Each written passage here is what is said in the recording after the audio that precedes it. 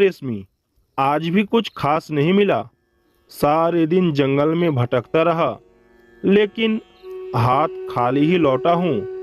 लगता है कि आजकल जानवरों ने भी मुझसे दुश्मनी कर ली है।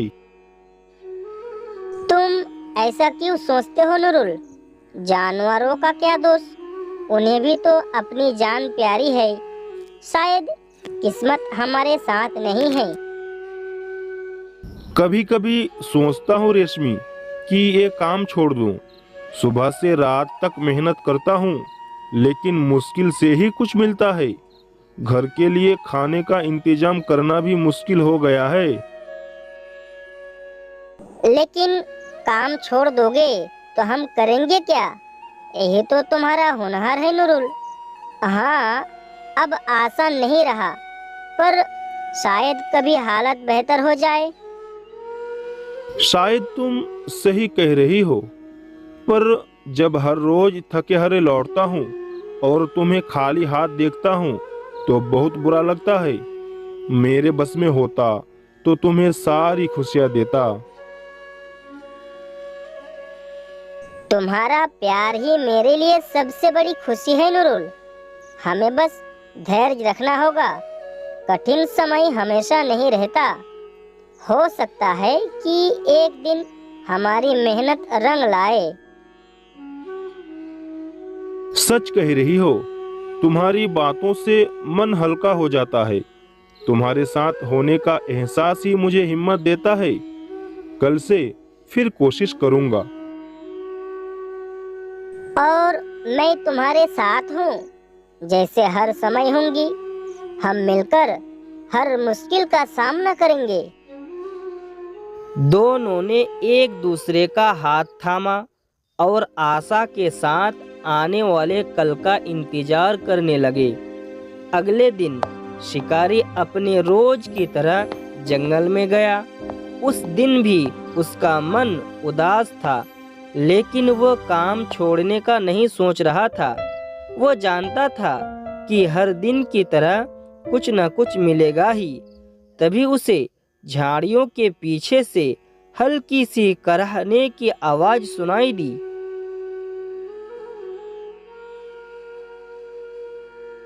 ये कौन है? कोई घायल जानवर तो नहीं?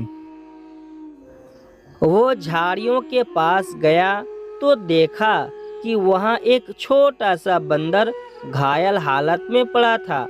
उसके पैर में चोट लगी थी और वो दर्द से तड़प रहा था। अरे बेचारा, लगता है कि तुम्हें किसी जानवर ने घायल कर दिया। घबराओ मत, मैं तुम्हारी मदद करूंगा। बंदर ने दर्द से तड़पते हुए शिकारी की ओर देखा, जैसे उसकी मदद की याचना कर रहा हो। शिकारी ने उसे धीरे से उठाया और अपने कंधे पर बैठा लिया। फिर वो अपने घर की ओर लौट चला।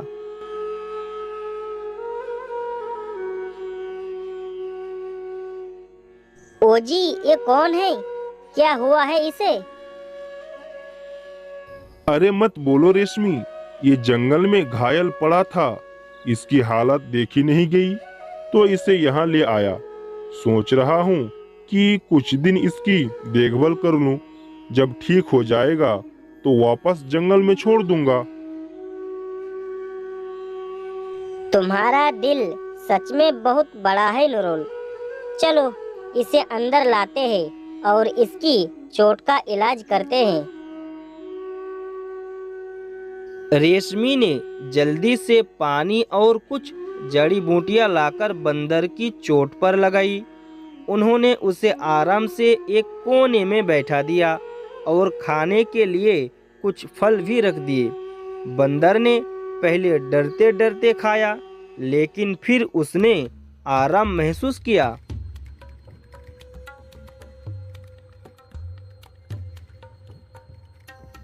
दिन गुजरते गए और शिकारी और उसकी पत्नी हर रोज बंदर की देखभाल करते रहे।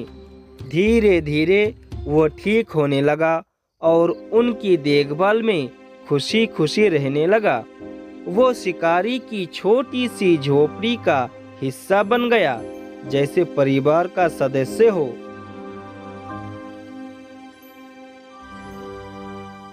ओ जी देखो, ये तो हमारे घर का प्यारा सा सदस्य बन गया है। लगता है इसे वापस जंगल भेजना मुश्किल होगा। हाँ रेशमी, मुझे भी यही लग रहा है।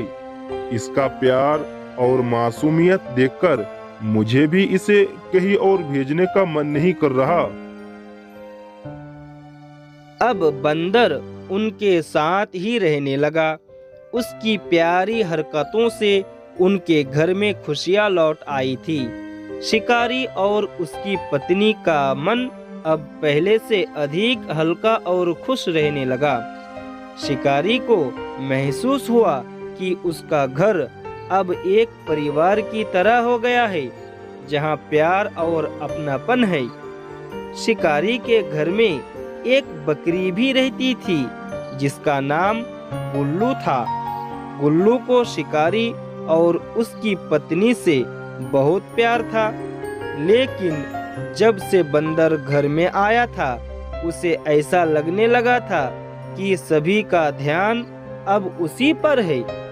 वो मन ही मन बंदर से जलने लगी और उसे घर से भगाने का प्लान बनाने लगी। एक दिन बकरी ने बंदर को घर के बाहर अकेला देखा और बातचीत करने का मौका खोजा। बड़े आए जंगल के राजा, ये बताओ तुम कब वापस जंगल लौट रहे हो? अरे नहीं, मैं तो अभी पूरी तरह से ठीक भी नहीं हुआ हूँ। शिकारी और उसकी पत्नी मुझे यहाँ रहने दिया है जब तक कि मैं ठीक ना हो जाऊं। ओहो, लगता है कि किसी को ये नहीं पता कि ये मेरा घर है। जब से तुम आए हो, सब तुम्हारे इर्द गिर्द ही घूमते रहते हैं। मैं तो जैसे भूल ही गई कि ये मेरा घर है। अरे ऐसा तो नहीं, मुझे तो यहाँ सबका प्यार मिला है। मैं भी तुमसे दोस्ती करना चाहता हूँ गुल्लू। दोस्ती? तुम्हारी चालाकी मैं जानती हूँ। मेरी जगह पर काबिज होने के लिए तुम ये सब ढोंग कर रहे हो। पहले तो शिकारी और उसकी पत्नी सिर्फ मुझसे ही बातें करते थे, मेरी सेवा करते थे, और अब देखो सब तुम्हारे साथ ही लगे रहते हैं। मुझे अफसोस है अगर तुम्हें ऐसा लग रहा है, लेकिन मैं तो सच में कुछ दिनों के लिए यहाँ हूँ। बस जब तक ठीक नहीं हो जाता, इसके बाद मैं अपने जंगल लौट जाऊंगा। देखो, ये तो अच्छा है कि तुम जंगल वापस जा रहे हो, पर अगर सच में जल्दी जाना चाहते हो तो मैं तुम्हें रास्ता दिखा सकती हूँ। तुम बस मेरे पीछे पीछे चलो। लेकिन अगर मुझे कुछ हो गया तो? जंगल में मुझे अभी भी डर लगता है। शिकारी ने कहा है कि जब तक मैं ठीक ना हो जाऊं, मैं उन्हीं के साथ रहूं। अरे हाँ हाँ, तुम तो बहुत मासूम हो। खैर ठीक है, लेकिन याद रखना, मैं यहाँ का असली सदस्य हूँ और इस घर में मेरा ही हक है। इसलिए ज्यादा मन मत लगाओ यहाँ पे। गुल्लू, मुझे तुम्हारे यहाँ रहने से कोई समस्या नहीं है। सच कहूँ तो तुम मुझे अपनी बड़ी बहन जैसी लगती हो। हम दोनों यहाँ साथ में रह सकते हैं और प्यार से। बंदर की बात सुनकर गुल्लू थोड़ी नरम पड़ गई। उसे समझ में आया कि बंदर सच में मासूम है और उसका दिल साफ है। अच्छा चलो ठीक है, अगर तुम मुझे अपनी बहन मानते हो तो मैं भी तुमसे दोस्ती कर लेती हूँ। लेकिन याद रखना, ये घर हमारा है और हम दोनों मिलकर इसे संभालेंगे। हाँ हाँ गुल्लू, हम दोनों मिलकर इस घर को खुशियों से भर देंगे। इस तरह बकरी और बंदर की दुश्मनी दोस्ती में बदल गई। दोनों साथ में खेलते, एक दूसरे की मदद करते और शिकारी और उसकी पत्नी के घर को हंसी खुशी से भर दिया करते थे। अब उनका घर सच में प्यार और अपनापन का ठिकाना बन गया था। अब गुल्लू और बंदर एक दूसरे के अच्छे दोस्त बन गए थे। दोनों ने मिलकर सोचा कि शिकारी और उसकी पत्नी का आभार कैसे प्रकट किया जाए ताकि वे दोनों भी उन पर हमेशा खुश रहें। कई दिन की चर्चा और योजना के बाद दोनों ने एक दिन शिकारी के लिए कुछ खास करने का फैसला किया।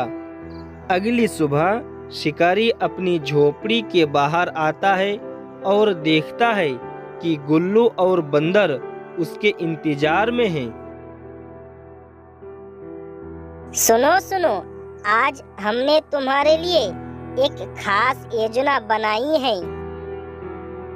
अरे वाह, योजना? किस चीज की योजना बना रखी है तुम दोनों ने? आज तुम हमारी मेहनत देखोगे शिकारी भैया। गुल्लू और मैंने तय किया है कि हम मिलकर तुम्हारा सारा काम आसान बना देंगे। अरे वाह, तुम दोनों मुझे इस तरह की मदद करने की सोच रहे हो, ये तो बड़ी खुशी की बात है। अच्छा बताओ, क्या करने का सोचा है? तो सुनो, तुम रोज जंगल में जाकर लकड़ियाँ काटते हो, खाने की चीजें इकट्ठा करते हो और इतना सारा मेहनत करते हो। आज हम तुम्हारे लिए लकड़ियाँ इकट्ठा करेंगे और बंदर जंगल से मीठे फल लाएंगे। हाँ हाँ शिकारी भैया, और मैं ऊपर पेड़ों से पके पके मीठे फल भी ले आऊंगा। आज तुम्हें कहीं नहीं जाना पड़ेगा, बस आराम करो और हमें देखकर खुश हो जाओगे। तुम दोनों को मेरी इतनी फिक्र है, ये देखकर बहुत अच्छा लग रहा है। लेकिन ये काम तुम कैसे करोगे, कभी सोचा है? शिकारी भैया, बस देखना, मैं पेड़ों पर सबसे ऊपर चढ़ जाऊंगा और वहां से सबसे मीठे फल तोड़ लाऊंगा और गुल्लू को मैं दिखाऊंगा कि कहाँ कहाँ सूखी लकड़ियाँ पड़ी है। वो आराम से अपनी टोकरी में उठा लेगी। हाँ हाँ, मैं अपनी टोकरियाँ भरकर वापस ले आऊंगा। बस तुम देखना, आज तुम पर कोई भार नहीं पड़ेगा। शिकारी मुस्कुराते हुए उनके जोश को देखता रहा और दोनों को उनके मिशन पर भेज दिया।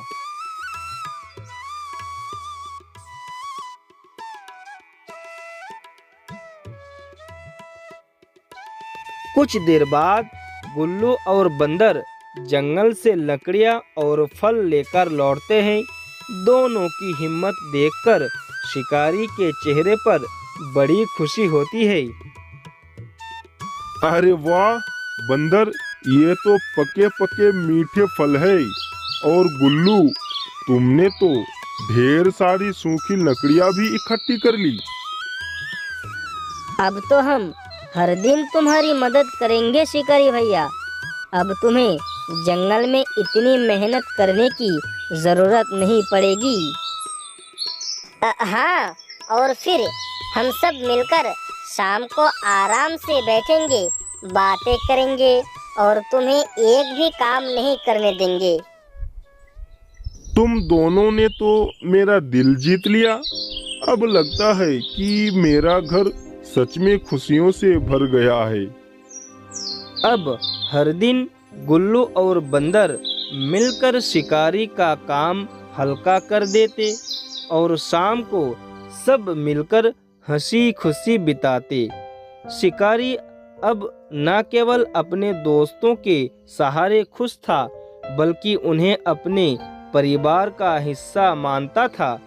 इस तरह बंदर और गुल्लू ने शिकारी को खुश रखने का जो वादा किया था वो सच में पूरा कर दिखाया। कुछ दिनों बाद बंदर ने एक और बेहतर योजना सोची, जिससे न सिर्फ शिकारी का काम हल्का हो बल्कि उन्हें कुछ पैसे भी मिल सके। उसने गुल्लू के साथ इस बारे में चर्चा की।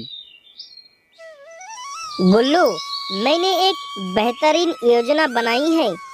क्यों ना हम गांव के लोगों को अपना नाच गाना दिखाएं और इसके बदले पैसे इकट्ठा करें। इससे शिकारी भैया को थोड़ी आर्थिक मदद हो जाएगी। अरे वाह, ये तो कमाल की योजना है। लेकिन हम नाचेंगे कैसे? मैंने तो कभी किसी के सामने नाचा ही नहीं। अरे बस मेरे पीछे पीछे करना, मैं अपने सारे करतब दिखाऊंगा। तुम भी मस्ती में झूमना। गांव के लोग जब देखेंगे तो वे हमें खुश होकर कुछ पैसे जरूर देंगे। और हाँ, अगर थोड़ी मेहनत करेंगे तो शिकारी भैया हम पर बहुत खुश हो जाएगा। ठीक है, मैं तैयार हूँ।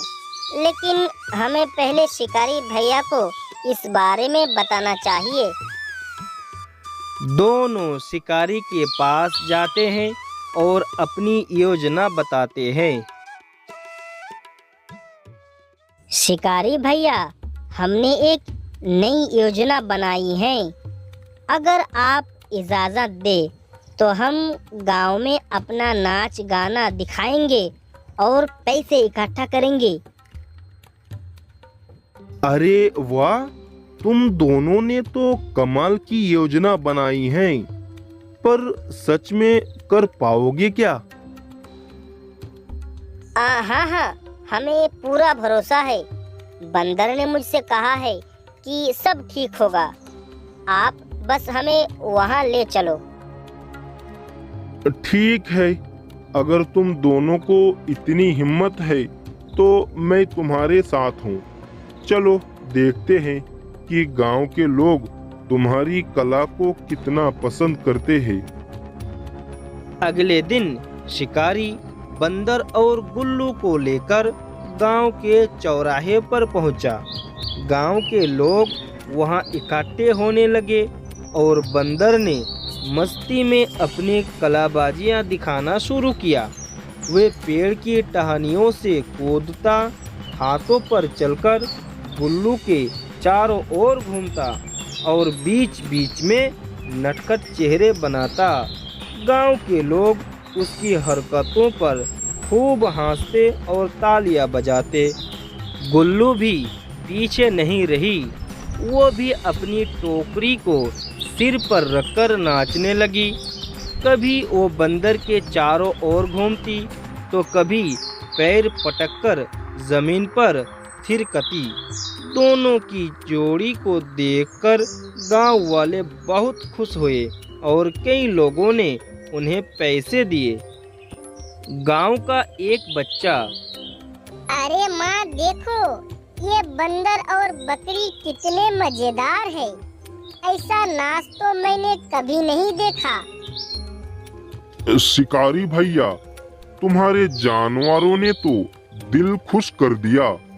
ये पैसे रखो और इनके खाने पीने का इंतजाम अच्छे से करना। शिकारी ने खुश होकर पैसे इकट्ठा किए। शाम तक बंदर और गुल्लू ने ऐसा नाच गाना किया कि पूरे गांव में उनकी तारीफ होने लगी। दोनों की मेहनत से शिकारी को अच्छे खासे पैसे मिले। तुम दोनों ने आज मेरा दिल जीत लिया। अब मैं समझ गया हूँ कि सच्चे दोस्त क्या होते हैं।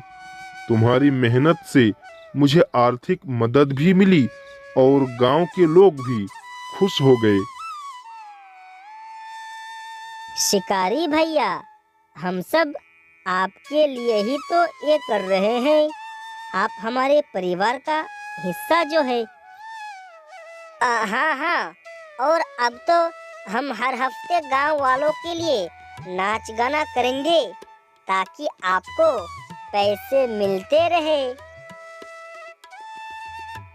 इस तरह बंदर और गुल्लू ने नाच गाने से हर हफ्ते पैसे कमाने का सिलसिला शुरू कर दिया।